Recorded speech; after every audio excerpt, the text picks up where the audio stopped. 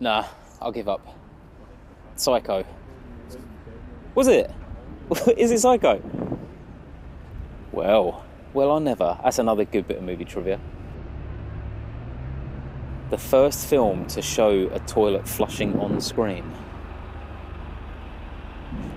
You'd have to... Oh God, imagine being the last person to use that toilet before you run up for a take. You'd be so paranoid that you haven't... Well...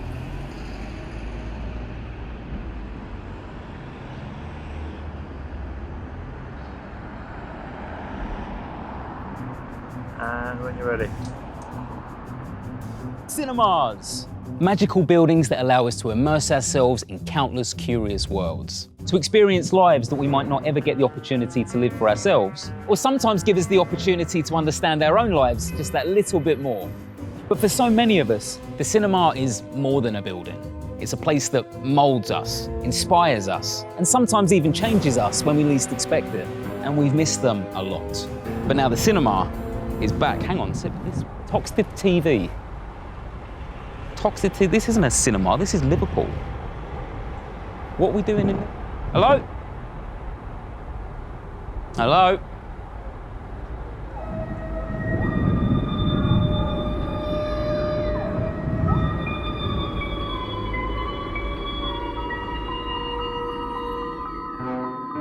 Hello? Hello?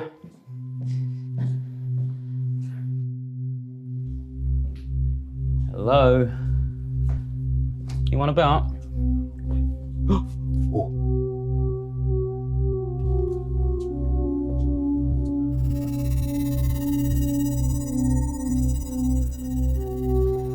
Anyone home?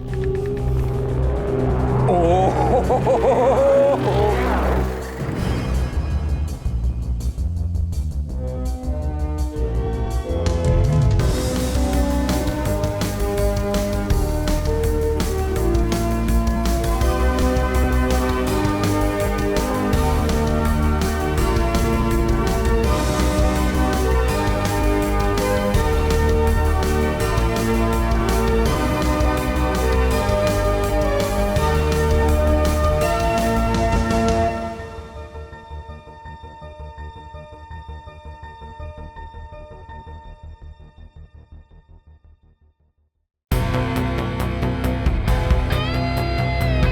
Now, you might associate Liverpool with Scylla, the Grand National, or Liverpool FC. There was a band as well, but I always forget their name. Well, this is your new favourite Merseyside landmark. Andy, where am I? What is this place?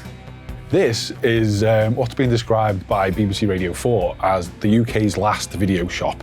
People kind of say, is it the last? And I say, well, no, there are other video shops, but we are the last dedicated VHS-only store where you can come and rent, you can come and buy. And I think we're pretty much the only place where you can come and have this old school experience where you can kind of interact with the different tapes and see where it is and pick one out and then go off and watch it, you know, somewhere else. So this is our video shop. Even if they don't know it, this is something that's missing from a lot of people's lives. We all did it. We all went along on a Friday or a Saturday night, picked out the films we wanted, and there's a real sort of ritual is probably the word. You would go along and sort of let your eye lead the way and what looks nice. I've always wanted to have my own video shop, and I saved these wall displays from the video shop that I worked in as a teenager, because I just knew if you ever wanted to do it, that would be the hardest thing to get. It was just reigniting that kind of like passion that I had for going and discovering films. I call myself a film buff, but I've discovered hundreds of films I never knew about since we opened this, because people bring them in and the conversations that you have with people that come in and say, oh, you've never seen this, you need to get onto that film in particular. I mean, the ritual was very much it. You're right, Perry, it's like on a Friday night or a Saturday night, that was it. You went with your friends. It was decades worth of experiences that we had where you went and got a film out and took it home and then just had that kind of lovely vibe where you kind of had your own little movie festival at home if you took out 2 or 3 and one wasn't very good, but it was so bad that it was good. They were the great things about video shops, weren't they? Just like I am, and everyone at home I'm sure is doing the same thing. Your eye is just drawn to things that you remember. You remember a specific piece of artwork, and maybe it prompted you to try another film with similar looking artwork because you like the people that were in that film. It's just nostalgia. Yeah, at its core, it's amazing. This is the lost art, really, isn't it, of film covers, and a lot of them were illustrated back in the day, and you know, that is something we don't get anymore with thumbnails on streaming sites. It was a magical world of discovery, I think, and back then we had different tribes, didn't we? We were all into different types of music, and everything's become a little bit more homogenized now. But this was the period of discovery. You didn't know what the film was like necessarily. You were going off a recommendation, or just like the picture of James Belushi holding a wad of cash, or I've seen Back to the Future, I want to see Michael J. Fox in the hard way. You know, you had to just get it. So this is a kind of like a collection of lots of video shop history from across the country, because I've hoovered it all up from different old video shops. So you go around and you personally collect collections that people, I mean, it's a weird one, VHS collections, isn't it? Because a lot of the time people are trying to get rid of piles of videos that they might have, but you're doing the opposite. They do take up a lot of space. That's why people want to get rid of them. But I think lots of people had a collection because this was the first format that we had films on, and so they've saved them and they've kept them. And yes, I'm now kind of saving them from landfill effectively. They've got nowhere else to go, so they would just go into the tip. And so I would see that as a crime, because I know that we will be saving things. Highlander 3 as an exception, potentially, yeah. But there's various things that you would find it hard to get hold of on tape that weren't ever brought out digitally. You know, the last VHS tape was made in 2004, so Harry Potter's up there, and I think now what we're experiencing is people who are in their early 20s are starting to have that first nostalgia wave of things that they experienced when they were young, and lots of people come in here and mention Blockbuster to me, and I go, okay. Yeah, but not really. But again, magic that they're now starting to feel that kind of, you know, nostalgia for that experience, which was a big behemoth of, you know, culture-killing business, if you like, whereas the independent mom and pop stores, as you call them in America, these were saved from a local neighborhood video shop, and they were the custodians of how you watched your films back then. Now that you're gagging to get here, what are you going to do when you turn up? So you can rent, you can buy, you can become a member? Yeah, we actively encourage people to come down and take up a video shop membership, so they can have that little, you know, video shop card that's a nice slice of nostalgia in their wallet again. And then you can come and rent as many tapes as you like, but obviously we're aware that some people just want to come and have that experience of standing in an old video shop and just taking it in, the sights, the smells, the sounds. You know, what we do get a lot of people just wants to come in and the experience of looking at a tape or pulling it out and being in a video shop environment again, but they don't necessarily always want to take it home. They actually might enjoy staying here with their friends or their partners or whatever, and just having that experience of putting in a player and watching it. We talk about the resurgence of vinyl, and it kind of came back, and people started to appreciate the little things that made it kind of like warm and fuzzy, and the analog qualities. And that's definitely something in the VHS. People still talk about the bad quality of it, but for me, when I'm watching something, I'm watching the film. I'm not necessarily taking in, you know, the crystal clear quality all the time. And so that's never been an important thing for me. It's the stories. And just when you think you've seen everything here, another surprise seems to sprout up in front of you. I know this place.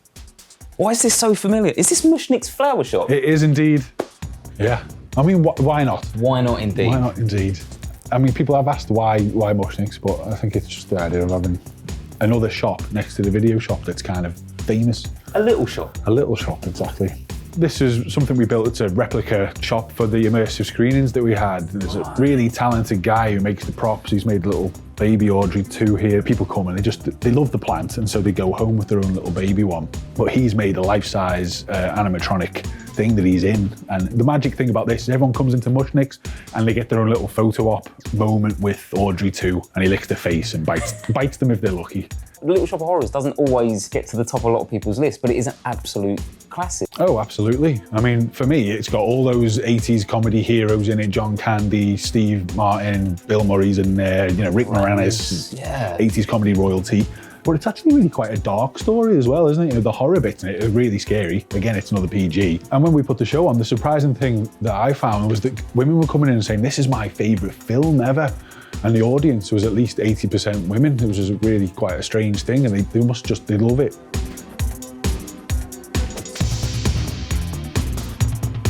People do describe it as a little bit of a labyrinth when they come in here, because it looks completely different from the outside to what you get when you come in. And yeah, we've been working on different screening rooms while we've been in lockdown, and that's the bit that I'm most excited to open up again, because it's like little mini cinema experiences. I'd love to see the screening room. Can we have a look? Yeah, let's go and check it out. Come on, you can come as well. That's fine. Ow. Now, if like me you've ever dreamt about having your own personal screening room, just have a look at what Andy's also hiding around the corner.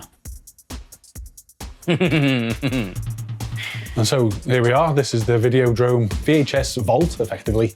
It's where you can come and watch any tape you want with your mates or by yourself, whatever floats your boat. I love it. So if you just want to spend a bit of time watching a film, you can grab a few. Can you grab them from here and from the collection? From anywhere, yeah. Toxic Avenger up there. Toxic Avenger. Next to Neverending Story 3. Yes, of course. Next to Slave Girls from Beyond Infinity. That's a good watch. The Blob. You can either come and just watch some of your favourites or try out a few that you've never seen, or have a couple of beers with some mates. That's exactly it, yeah. It's what you want it to be. For me, it's definitely going to be a VHS cinema room, but people have already mentioned, like my wife was like, it'd be popular to have karaoke in here for the girls, or you know, you could have some retro games set up. So you could spend the whole day here if you wanted.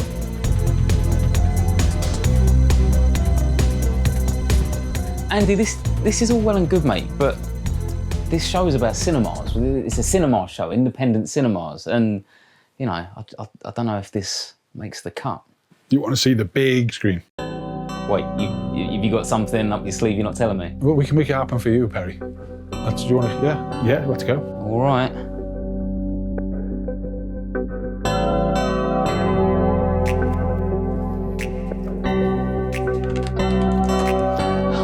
Oh, Andy, you put a cinema in a video shop. Yeah, that's what we've done. I mean, this is not usual. It's very unique, but even classic video shops didn't always have a cinema. It's giving people that experience, isn't it? So we literally step out of the video shop onto this TV studio, which is turned into a cinema for the events. And again, it creates that experience that you can't get anywhere else. That's what people want these days. And particularly at the moment, now when they come in to venture out their homes again, you want to give them something that they connect with and they go home and think about for a long time. I mean, it's the cherry on the cake, isn't it? The tapes is one thing, the events is another, but to be able to actually come along to a big event and see a favourite film on the big screen, and are they all tapes that you screen, or do you screen digital HD films as well? We do screen them off Blu-rays, actually. We started off with VHS, but on the big screen, then it does start looking a little bit Photoshoppy. You know, as we were saying, in the smaller Videodromes, it's actually quite nice quality on a kind of like a 2-3 metre size screen. The other end of it is like New Beverly in America, and getting original prints. That is a dream. Yeah.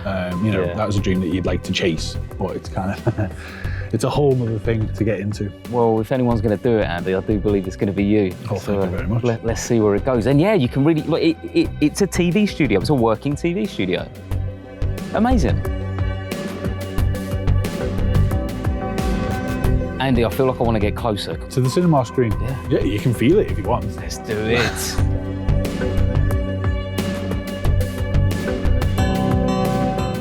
I'm entirely in awe of what Andy's created here at VideOdyssey. Not only is he driven by his passion for the things that he loves, but he's taken that passion and he's turned it into something great and unique for his local community.